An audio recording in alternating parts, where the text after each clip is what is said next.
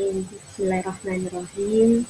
Assalamualaikum warahmatullahi wabarakatuh. Selamat siang teman-teman semua yang di rumah, semoga sehat-sehat selalu, stay at home. Kali ini saya Dr. Fenty Erlianti. Ini posisinya memang presentasinya dari rumah, lagi work from home. Saya di sini ingin coba menyampaikan tentang serba-serbi masker ya. Jadi semoga materi ini bermanfaat buat teman-teman yang menyaksikan. Tidak lupa saya sampaikan juga untuk layar YouTube-nya diperbesar, soalnya biar layar presentasi saya terlihat sama teman-teman. Dan selanjutnya untuk pemaparan materi ini, nanti di akhir akan ada 3 pertanyaan dari saya terkait materi yang akan saya sampaikan. Nah, kalau jawabannya pada tepat, nanti akan diberi saldo GoPay senilai Rp50.000 per orang. Jadi ada 3 orang pemenang. Begitu ya. Ya, saya mulai saja. Jadi terkait serba-serbi masker.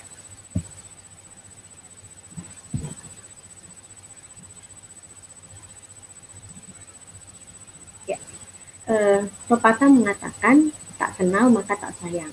Materi ini ditujukan kepada masyarakat agar mengenal tentang masker secara lengkap, sehingga diharapkan masyarakat bisa terbiasa dan bersahabat dalam menggunakan masker.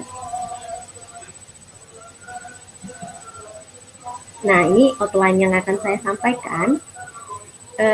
Yang pertama, pentingnya menggunakan masker, mengenal jenis-jenis masker, cara menggunakan dan melepas masker, kemudian cara membuang atau menggunakan masker kembali. Ya, kira-kira itu gambarannya. Langsung aja yang pertama, pentingnya menggunakan masker. Seperti yang sudah kita ketahui bahwa penularan COVID-19 ini melalui droplet. Droplet itu ialah percikan atau partikel kecil yang keluar ketika kita batuk, bersin, maupun berbicara. Nah, awalnya masker belum diwajibkan bagi semua orang, tapi yang diharuskan yaitu physical distancing minimal 2 meter. Nah, physical distancing ini sendiri salah satunya untuk menghindari percikan droplet. Nah, ini guideline CDC. Selain untuk menghindari percikan droplet sendiri, memang physical distancing banyak manfaatnya. Seperti kita ketahui, penularannya droplet kemudian bisa lengket di benda-benda sekitar, di tubuh sekitar. Nah, itu kemudian jika lingkungan terkontaminasi, jika kontak erat, juga bisa menularkan. Maka physical distancing penting. Nah, kembali lagi, mengapa tidak menggunakan masker, cukup menjaga jarak, kemudian ini dianjurkan, karena seperti kita ketahui, droplet itu molekulnya berat. Jadi, cukup berat untuk bertahan di udara. Maka ketika seseorang bersin, batuk maupun berbicara, dropletnya langsung jatuh ke permukaan atau ke tanah. Nah, ini dirasa dengan jarak 2 meter menurut CDC ini bisa menghindarkan dari penularan melalui droplet itu sendiri. Nah, kemudian baru-baru ini ternyata belum bisa dipastikan apakah jarak 2 meter ini benar-benar bisa menghindarkan diri dari droplet orang yang sedang bersin ataupun batuk. Nah, ini laporan dari National Geographic. Mereka menganalisa dan meneliti, mereka mengamati orang yang bersin, kemudian dropletnya dilakukan foto dengan kecepatan yang sangat cepat, yaitu mencapai 2000 frames per detik. Nah, kemudian mereka simpulkan dari hasil foto ini, ternyata droplet dapat menjangkau hingga 7-8 meter atau 23-27 feet. Nah, kemudian atas dasar inilah salah satu yang menyebabkan bahwa physical distancing rasanya belum cukup untuk menangkal droplet orang yang bersin. Ditambah lagi ketika kita di luar, lagi di tempat umum, kita tidak bisa mengendalikan orang yang mau batuk dan mau bersin. Seperti itu. Maka melalui Kementerian Kesehatan Nasional ditetapkanlah bahwa keluar rumah wajib pakai masker. Ya, ini disampaikan oleh Jubir terkait gugus tugas percepatan penanganan COVID-19. Jadi semenjak itu sampai sekarang ini, ketika kita keluar rumah wajib pakai masker. Oke, nah kemudian banyak pertanyaan yang timbul. Mengapa pemerintah tidak mewajibkan menggunakan masker sedari awal? Itu. Oke, kita jawab satu persatu. Yang pertama, karena penelitian dan ilmu pengetahuan terus berkembang. Ini pelajaran yang sangat berharga sekali buat kita, buat masyarakat semua, bahwa benar-benar ilmu pengetahuan itu berkembang pesat. Saya sendiri sebagai jawab profesi kedokteran melihat bahwa fenomena COVID ini hampir tiap hari ada perubahan informasi, bahkan guideline yang sudah dibuat juga beberapa hari kemudian bisa berubah dengan cepat. Nah, ini salah satu bentuk pembelajaran bagi kita semua bahwa memang kita perlu terus belajar, terus membaca. Yang kedua, belum ada solusi akibat kelangkaan masker. Tidak dipungkiri bahwa kasus positif COVID-19 pertama di Indonesia saat itu pada tanggal 2 Maret 2020 terjadi kelangkaan masker. Di pasaran masker-masker yang dibutuhkan tenaga kesehatan justru tidak ada, justru menghilang. Fenomena ini belum ditemukan solusinya bagaimana mengatasi kelangkaan dan lain sebagainya. Jadi mengapa saat itu baru diperintahkan bagi yang sakit menggunakan masker, karena kondisinya memang cukup chaos ya, belum stabil seperti itu. Kemudian yang ketiga, edukasi yang terus berjenjang dan bertahap kepada masyarakat. Nah, ini sebenarnya kita banyak belajar bahwa segala sesuatu itu tidak bisa didapatkan atau tidak bisa dipelajari dalam satu waktu, yang ada banyak dilupakan. Jadi pengetahuan yang berjenjang, edukasi ke masyarakat yang berjenjang, instruksi-instruksi yang berjenjang, kemudian masyarakat akan beradaptasi, mengikuti pelan-pelan, dan pemerintah juga bisa menyiapkan semuanya. Jadi ketika dilakukan secara tiba-tiba, yang ada malah semuanya belum tersiapkan, masyarakat masih belum paham, dan banyak kekhawatiran. Gitu. Oke, next. Ya, jadi yang saat ini sekali lagi pesan saya ya, bahwa kalau dulunya kita ketahui bahwa yang menggunakan masker ialah yang sakit, nah sekarang kita harus sudah update ilmu sudah berkembang bahwa tiap orang harus menggunakan masker. Nanti kita akan lihat masker seperti apa yang harus kita gunakan. Sebelum itu, saya mau menjelaskan seberapa efektifkah penggunaan masker. Nah, ini ada sebuah penelitian tahun 2010, ya. Jadi penelitian ini beberapa ratusan pengasuh sedang merawat pasien dengan infeksi pernapasan. Kemudian ada yang tidak menggunakan masker, ada yang menggunakan masker bedah, dan ada yang menggunakan masker N95. Dilihat seberapa rate infeksiusnya kepada pengasuh. Nah, angka yang ditunjukkan yang tidak menggunakan masker itu 17% terinfeksi pengasuhnya. Kemudian yang menggunakan masker bedah 5%, sedangkan yang menggunakan masker N95 itu hanya 4% yang mengalami penularan. Ini menunjukkan bahwa memang menggunakan masker bermanfaat untuk pencegahan penyakit pernapasan terutama.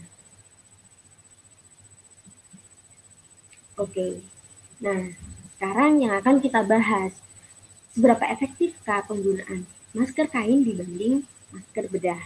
Sebuah penelitian tahun 2020 saat pandemi COVID ini diteliti bahwa pada partikel 0,02 mikro Efektivitas dari masker kain ini mencapai 50,9%. Seperti kita ketahui, ukuran 0,02 itu di bawah daripada ukuran virus COVID itu sendiri.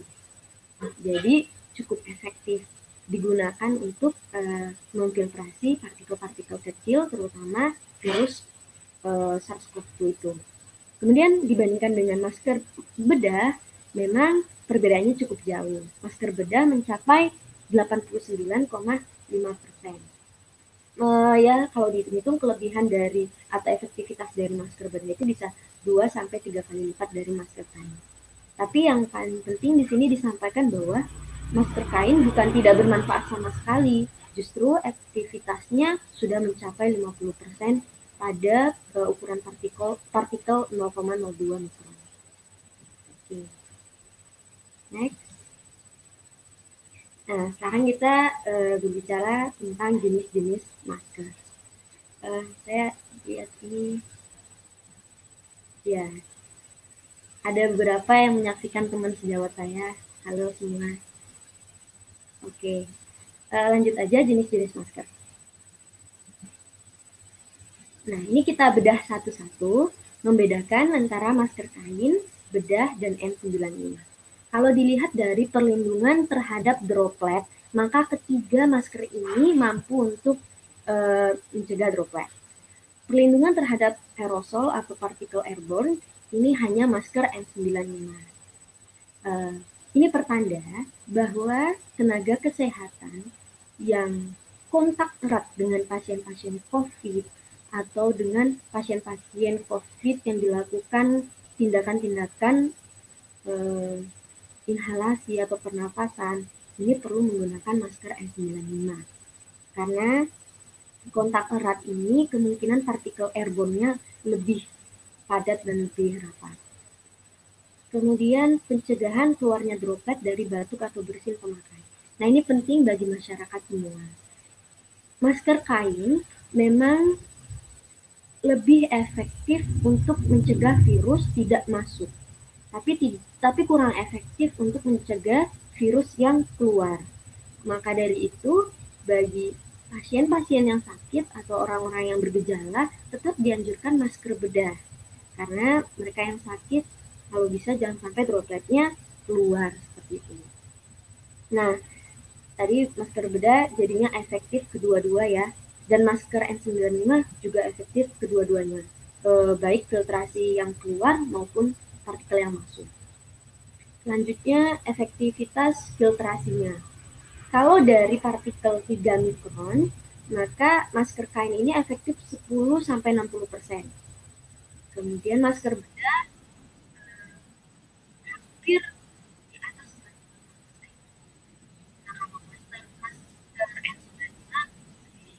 Baik lagi dengan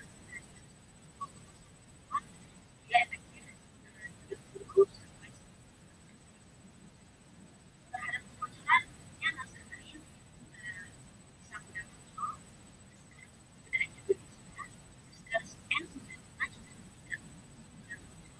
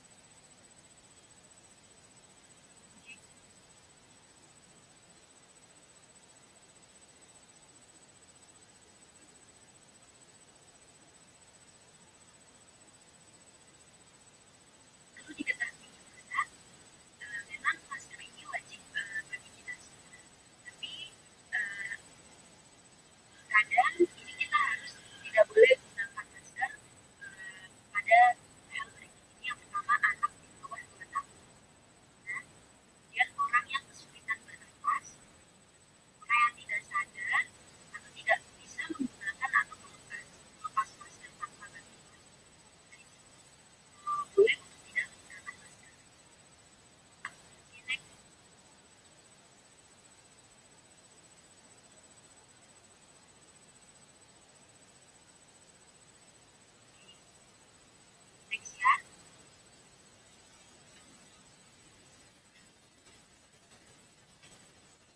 Jenis masker lainnya ini kita ada jenis masker yang lain.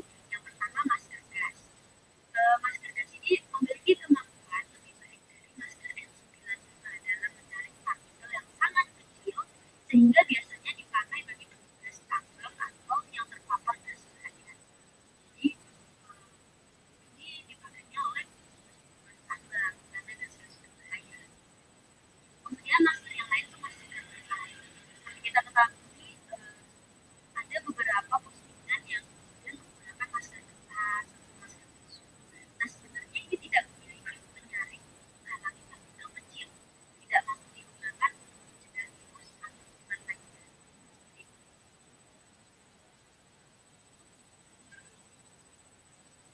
Selanjutnya masker wajah. Nah masker wajah ini tidak digunakan untuk menangkal virus ya, dan digunakan untuk perawatan wajah agar tetap sehat dan mencegah gangguan. Dan ini baik dilakukan sekitar 2 sampai 3 kali. Oke. Nah, sekarang yang jadi pertanyaan bahan kain yang seperti apa nih yang bisa dipakai untuk penggunaan masker? Jawab, dari penelitian ini ada beberapa bahan kain digunakan masker untuk filtrasi partikel-partikel kecil. Nah, dari masker bedah, kemudian kain-kain yang lain, yang paling efektif ini kain sejenis lapinya. Ini ternyata yang paling efektif yaitu sekitar 73%. Nah, disusul kain-kain yang lain, kayak kain arti, microban, kain batang, linen, silk, kemudian kain katun kaos untuk biasa. Nah, itu kalau dilihat angkanya hampir rata-rata semua di atas 50%. Jadi kain cukup efektif menjadi alat filtrasi partikel kecil. Dalam penelitian ini partikelnya 0,0. Next. Kemudian timbul pertanyaan juga, bagaimana kalau kainnya dilapis? Kita jawab sesuai penelitian ini, ternyata kain yang dilapis memiliki efektivitas yang meningkat itu pada kain lapisnya tadi. Ternyata ketika di double atau 2 layar bisa meningkat 14% efektivitasnya. Nah kalau kain-kain yang lain kita lihat di layar seperti kain karton kaos itu dari 69% ke 71% hanya meningkat. Kalau kain sarung bantal 61% ke 60%. Jadi cuma meningkat 1 sampai 2%. Jadi ini kembali lagi ke teman-teman ingin menggunakan masker kain seperti apa. Kalaupun dilapis sebenarnya tidak keefektivitasannya sama saja, hanya beda sedikit. Next. Selanjutnya kain seperti apa lagi nih yang menjadi pertimbangan pilih menjadi masker? Yaitu kain yang mudah untuk bernapas.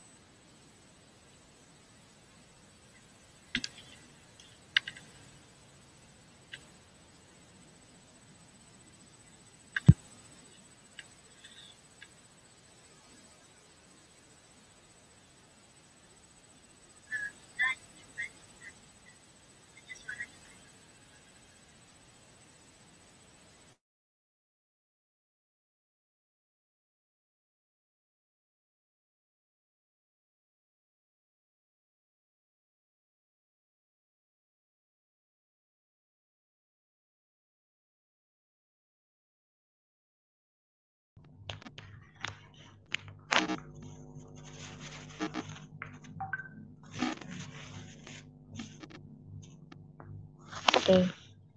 Cek.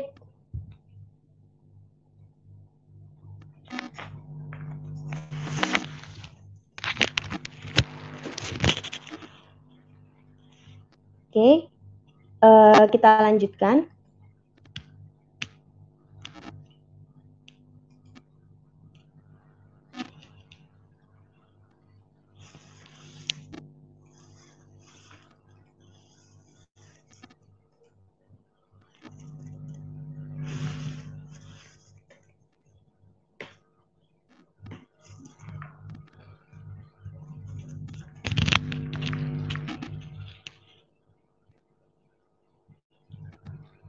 Ya, selanjutnya ini tadi kain. Oke, saya akan jelaskan kain mana yang paling mudah dipakai untuk bernapas. Tidak terlepas juga efektif untuk memfiltrasi partikel-partikel kecil. Nah, dari penelitian ini ternyata kain kaos itu mengalami peningkatan cukup tinggi 18% kenyamanannya dibanding dengan masker bedah. Kemudian kita lihat juga kain sarung bantal. Ini juga lebih tinggi angkanya, sekitar 26%. Nah, kemudian next.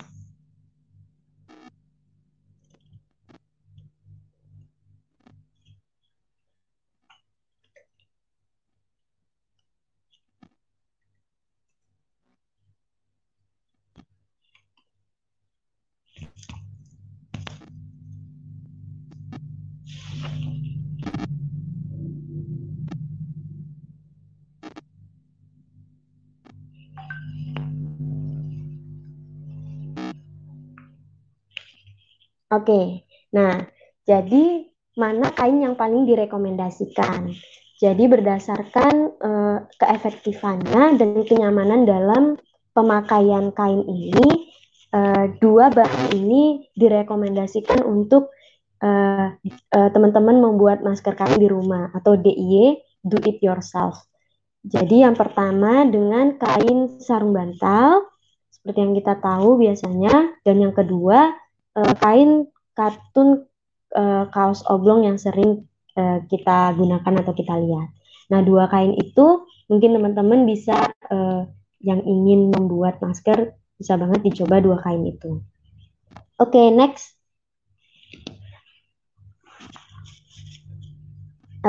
Selanjutnya cara menggunakan dan melepas masker. Next.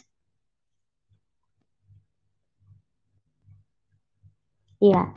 Pertama, cara menggunakan masker. Sebenarnya teman-teman mungkin udah banyak yang tahu ya cara menggunakannya. Ini saya ulang lagi. Tapi saya mau bilang begini, mungkin kita yang menyaksikan di sini sudah tahu cara menggunakannya, sudah banyak tahu ilmunya. Namun masih banyak sekali masyarakat di luar sana yang belum paham cara menggunakan masker. Jadi buat yang sudah tahu ilmunya, mohon disebarluaskan ke tetangganya, keluarganya, dan teman-temannya. Oke, jadi saya contoh masker kain dulu deh. Ini ada masker kain, ya. Saya contohkan pemakaiannya. Jadi biasanya kalau masker kain itu pakai dua tali seperti ini. Nah, ikatkan tali yang paling atas terlebih dahulu. Ini ya.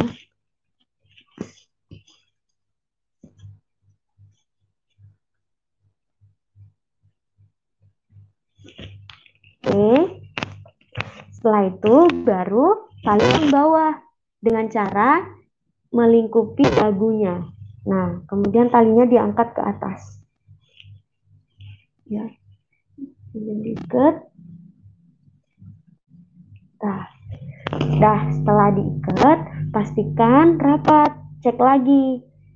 Nah, syaratnya masker yang benar ialah hidung, mulut, dagu harus tertutup. Ya, tertutup. Oke, ini cara menggunakan masker kain. Kemudian melepasnya sama, buka dulu tali yang bawah. Yang bawah, yang bawah. Oke, baru tali yang atas. Oke, seperti ini ya cara membukanya. Oke, saya contohkan yang masker bedah. Ini masker bedah. Biasanya masker bedah memiliki dua layar ya. Ada yang berwarna, ada yang berwarna putih. Nih, yang bagian dalam atau berwarna putih ini kita tempatkan di dalam. Sedangkan yang berwarna itu di permukaan luar. Seperti ini. Kemudian penggunaannya sama, harus melingkupi dagu, mulut, dan hidung. Oke, dagu, mulut, kemudian hidung, dan di bagian hidung dia disediakan untuk membentuk hidung masing-masing. Nih, jadi supaya tidak ada yang bolong dan rapat. Ya, ini. Kemudian membukanya seperti apa? Membukanya sama, hanya dipegang talinya ya. Oke, gampang ya. Jadi tidak boleh pegang permukaannya, hanya pegang talinya. Oke. Nah, setelah membuka masker, masker harus dibuang. Nah, nanti akan dijelaskan bagaimana cara membuang masker. Setelah itu cuci tangan. Jangan lupa cuci tangan 6 langkah. Teman-teman semua pasti udah tahu ya. Sudah banyak brosur-brosur yang disebar. Kemudian masker bedah ini, ingat sekali lagi hanya dipakai selama 8 jam. Bisa diganti sebelum itu jika masker sudah basah permukaannya. Kemudian yang kedua, jika masker sudah kotor gitu ya, terlihat dari luar kotor. Ya. Dan ketika kita sudah pakai masker, artinya ketika kita batuk, kita sudah menerapkan etika batuk. Tapi kalau tidak menggunakan masker, maka etika batuk diganti dengan tisu, kemudian dibuang, atau dengan lipat lengan dalam ya, seperti ini. Ya, lipat lengan dalam. Oke, next. Nah, sekarang masker N95. Saya nggak punya alat peraganya, cuman di sini ada ilustrasi masker N95 banyak macamnya. Jadi ini ilustrasi buat masker N95 yang dari awal dia sudah tertutup. Maka dibuka dulu, kemudian permukaannya dipegang seperti ini. Seperti ini. Talinya diangkat, kemudian pasang seperti ini. Ya, kemudian terpasang seperti itu ya. Oke. Nah, ini untuk terkait penggunaan masker, do and don't. Do, ganti masker bedah ketika sudah dipakai selama 8 jam dan masker kain selama 4 jam. Ganti masker jika bagian luar mulut sudah basah. Cuci masker kain setelah dipakai, kemudian keringkan sebelum digunakan. Don't-nya, memegang permukaan masker ketika sedang dipakai. Menggantung masker di dagu atau leher ketika sedang dipakai. Menggunakan masker bedah berulang kali lebih dari 8 jam, menggunakan masker kain yang sudah dipakai tanpa dicuci, atau menggunakan masker bergantian atau bersamaan. Nah, ini tolong sekali dihindari, karena sekali lagi masker ini akan efektif jika kita menggunakannya dengan benar. Kalau kita menggunakannya juga tidak benar, maka akan mengurangi efektivitas dari masker itu sendiri. Next. Oke, cara membuang dan menggunakan masker. Ini bahasan terakhir kita ya. Cara membuang masker bedah dari Dinas Lingkungan Hidup Jakarta menyarankan yang pertama, lipat masker bagian dalam tetap tertutup. Oke, kemudian talinya digulungkan masker. Contoh ya, ini saya contoh masker bedah. Ya, jadi lipat seperti ini. Bagian dalam tertutup, oke, seperti ini. Kemudian lipat dengan talinya diikatkan ke masker seperti ini. Dan kalau memungkinkan punya gunting atau dirobek, maka itu harus dilakukan ya. Digunting menjadi 2 bagian. Oke. Kemudian sebelum dibuang ke keranjang sampah harus dilapisi oleh tisu atau kertas yang lainnya supaya tidak terpapar. Baru setelah itu dibuang ke keranjang sampah. Nah, jadi membuang masker juga ada etikanya. Dan setelah memegang seperti ini, berarti yang harus kita lakukan ialah cuci tangan kembali. Seperti itu, cuci tangan 6 langkah. Next.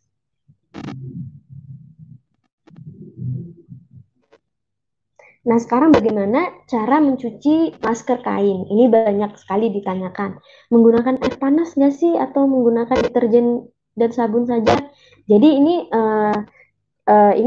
rekomendasi yang terbaik ya. Tapi kita baca dulu. Yang pertama, sekali pakai langsung cuci. Jadi masker kain harus sekali pakai langsung cuci. Jangan ditimbun ya.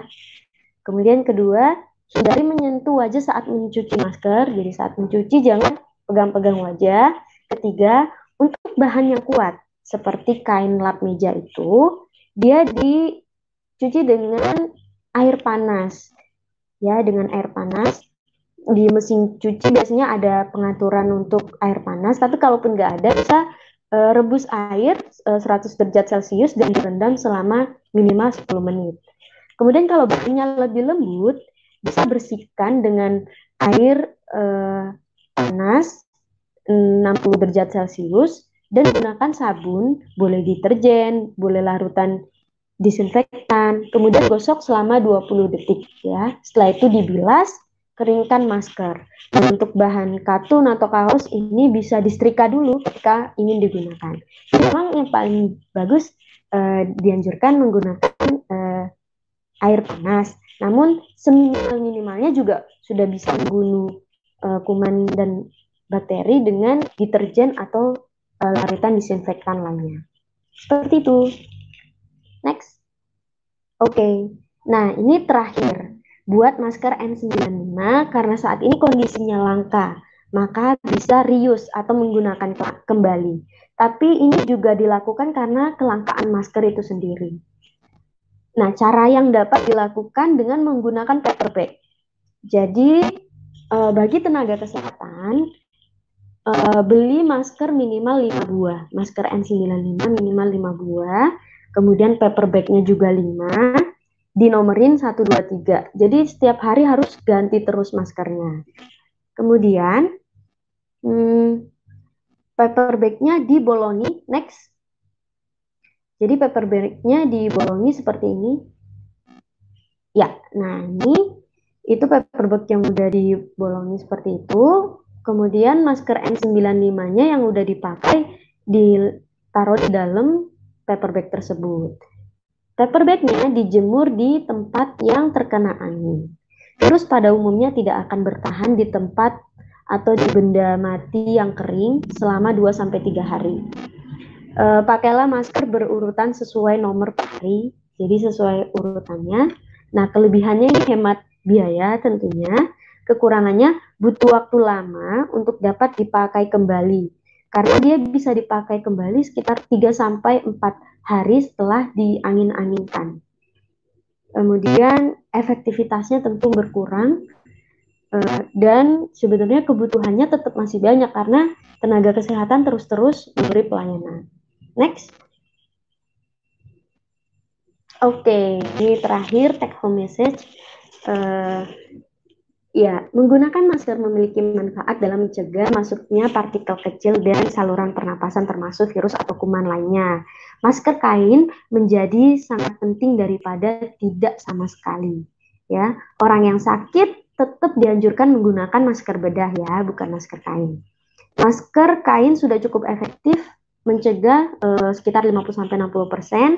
Bahan kain yang paling efektif itu kain lap meja, cuman yang paling nyaman dan direkomendasikan untuk dibuat sendiri itu kain sarung bantal atau kain katun kaos polos. Selanjutnya, walaupun masker bedah dan masker N95 paling efektif, tapi kita di masyarakat itu tentunya diutamakan buat tenaga-tenaga kesehatan yang interaksinya lebih dekat dengan pasien-pasien COVID. Selanjutnya untuk sterilisasi masker N95 ini menjadi solusi di masa kelangkaan masker. Oke, demikian materi saya. Sempat terhambat dengan suara saya yang tadi tidak jelas. Alhamdulillah sekarang udah jelas. Nah, sekarang kita buka pertanyaan. Oke, kita buka sesi pertanyaan. Saya sambil lihat YouTube dulu. Siapa yang menjawab pertanyaan saya dengan baik dan benar dan cepat. Oke.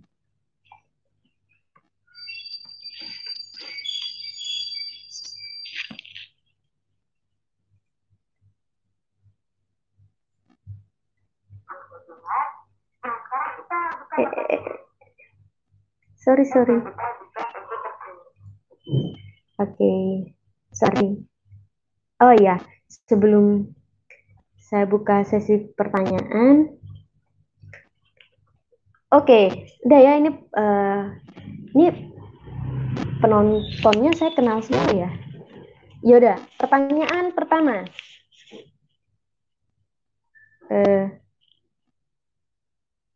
Mengapa masker kain saat ini diwajibkan untuk semua orang? Ada yang ingin jawab?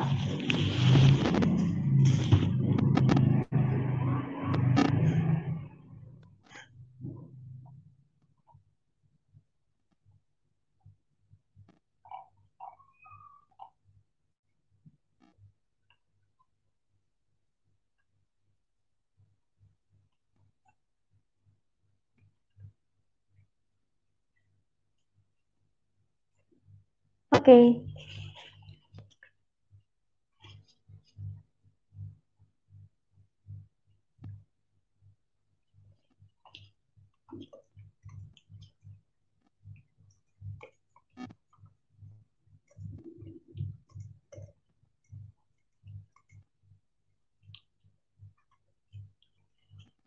Oke, sudah dijawab nih, ada.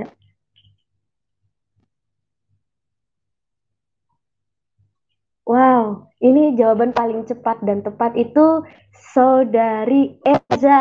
Luar biasa. Saudari Erza menjawab, karena tidak bisa dijamin droplet bisa bertahan berapa lama dan seberapa jauh. Oke, bagus.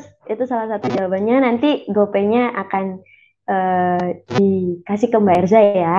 Oke, kita masuk ke pertanyaan kedua.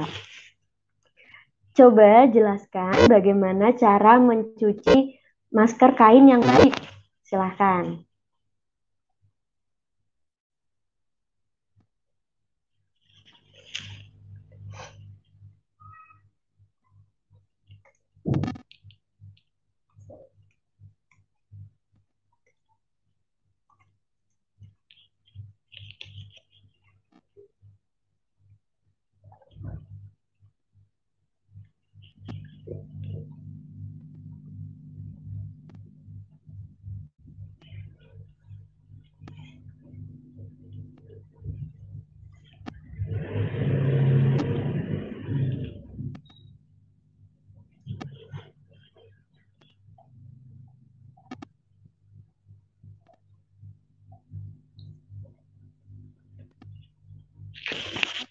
Oke, ada yang jawab?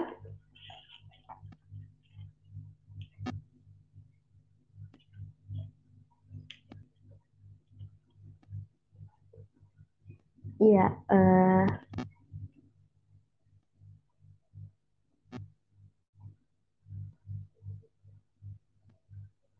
Iya, Mbak Mutamima udah menjawab, tapi kurang lengkap nih, kurang deterjen atau larutan disinfektan. Nah, Mbak Maulida Novianti menjawabnya lebih lengkap nih, pakai air panas, rendam 10 menit, lalu cuci dengan deterjen dan dijemur. Wow, oke, bagus Mbak Maulida Novianti, selamat. Nanti akan kita kontak untuk mendapatkan GoPay 50.000-nya ya. Oke, pertanyaan terakhir nih. Pertanyaan yang paling mudah. Semoga semua cepat ya jawabnya. Bahan kain apa yang paling nyaman dan dianjurkan untuk dibuat masker? Silahkan.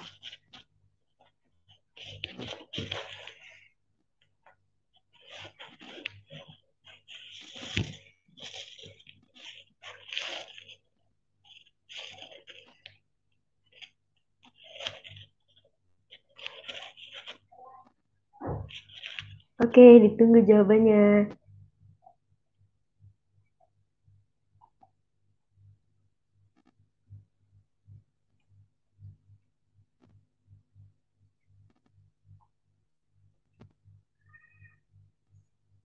Wow, oke, sudah dijawab oleh saudari Ukti 1996, kain katun dan sarung bantal. Wow, Mbak Aziza kurang lengkap nih, hanya katun nih. Oke, jadi 50.000-nya untuk Mbak Ukti ya. Alhamdulillah sudah semuanya menjawab. Mungkin di slide saya tadi ada sedikit yang belum saya sampaikan. Boleh back, Mas?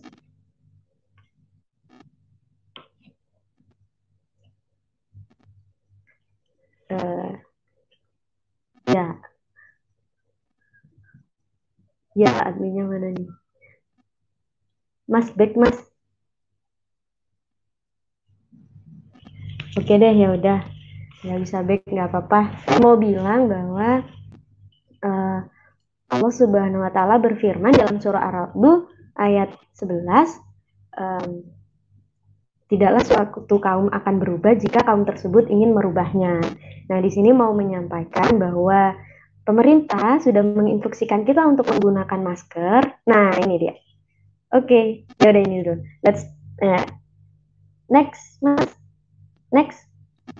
Ya, nah, karena pemerintah sudah menginstruksikan kita untuk menggunakan masker, maka harus kita patuhi dan ini sebagai ikhtiar kita untuk mencegah diri dari penyakit.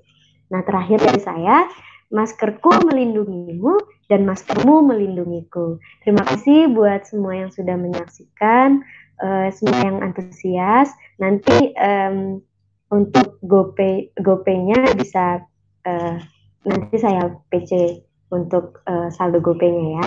Terima kasih semua, semoga bermanfaat, sebarluaskan informasi yang benar, yang salah datangnya dari saya.